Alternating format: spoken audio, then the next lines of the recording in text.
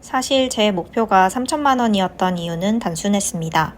20대 초반 인터넷에서 이런 글을 본 적이 있습니다. 여자는 결혼할 때 3천만 원 정도는 모아야 한다. 지금 생각하면 누가 정한 기준인지도 모르겠습니다. 그런데 당시에 저는 그 말을 믿었습니다. 그래서 목표를 정했습니다. 딱 3천만 원. 그 돈만 모으면 결혼 자금 준비도 어느 정도 끝난 것 같고 이후엔 여행도 다니고 갖고 싶은 것도 사고 조금은 즐기면서 살아도 될 것 같았습니다. 그래서 정말 열심히 모았습니다. 그리고 결국 24살에 3천만 원을 만들었습니다. 그런데 이상했습니다. 몇 년 동안 바라보던 목표를 이뤘는데도 생각보다 행복하지 않았습니다. 오히려 이런 생각이 들었습니다. 근데 이제 다음은 뭐지? 돌이켜보면 제 인생은 그 질문 하나로 바뀌기 시작했습니다.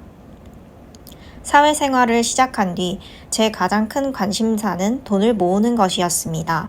월급이 들어오면 저축부터 했고 사고 싶은 게 생겨도 한 번 더 고민했습니다.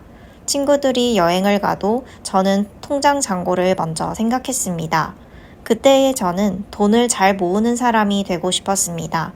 돈을 버는 것보다 모으는 게 더 중요하다고 생각했습니다. 그렇게 차곡차곡 쌓인 돈이 3천만 원이었습니다.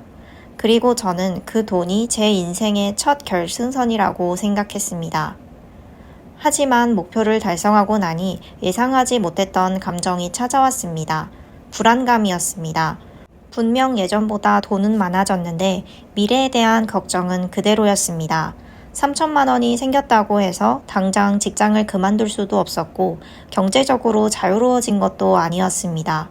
그때 처음 알았습니다. 돈을 모으는 것과 돈 걱정이 사라지는 것은 전혀 다른 문제라는 걸.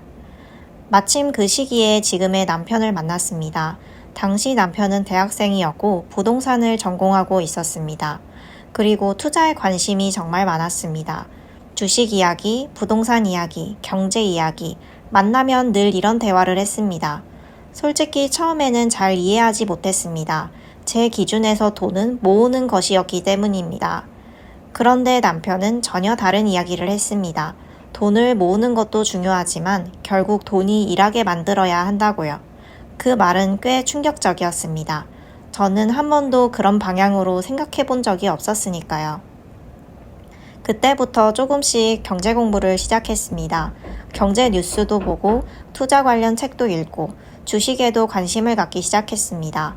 그리고 깨달았습니다. 제가 원했던 것은 결혼 자금이 아니라 경제적 자유였다는 것을요.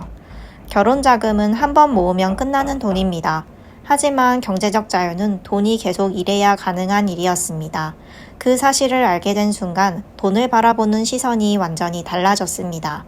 지금 생각해보면 3천만 원은 제 인생에서 아주 중요한 돈이었습니다. 금액 때문이 아닙니다. 그 돈이 제 생각을 바꿔줬기 때문입니다. 그 전까지 저는 돈을 모으는 사람이었습니다. 하지만 3천만 원을 만든 이후부터는 돈을 공부하는 사람이 되기 시작했습니다. 그리고 그 변화는 제 인생을 완전히 다른 방향으로 이끌게 됩니다. 72만 원은 돈을 모으는 재미를 알려줬습니다. 그리고 3천만 원은 돈을 바라보는 시각을 바꿔줬습니다. 저는 3천만 원을 모으면 목표를 이룬 줄 알았습니다. 하지만 실제로는 새로운 시작이었습니다. 그때 처음 돈을 모으는 것과 경제적 자유는 다르다는 사실을 알게 됩니다.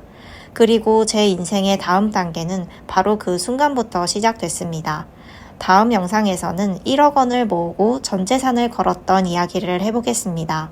경제적 자유를 향해 가는 과정을 함께 보고 싶으시다면 구독과 좋아요 부탁드립니다. 감사합니다.